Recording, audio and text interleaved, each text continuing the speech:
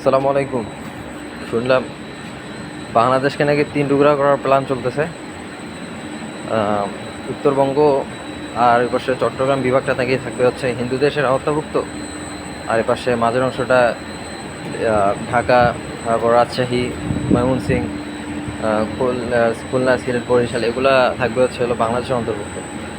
তো উত্তরবঙ্গ আর চট্টগ্রাম এই দুইটাকে আলাদা টুকরো করার প্ল্যান চলতেছে। আমি বলবো যে ভাই বা বোন হিন্দুরা আপনারা যারা আছেন, এসব দিবা স্বপ্ন দেখিয়েন না, হ্যাঁ, কারণ আমরা সাধারণ মানুষই এসব সহ্য করতে পারি না এসব কথাবার্তা। আর দ্বিতীয়ত হচ্ছে এসব কথাবার্তা মূলত সাংঘর্ষিক অনেকটা দেশের সাথে, সাধারণ মানুষের সাথে। আর জানেন তো বাংলাদেশে বর্তমান অনেক প্রশিক্ষণপ্রাপ্ত অনেক অনেক লোক আছে যারা সামরিক প্রশিক্ষণ নিয়ে রেখে দিয়েছে।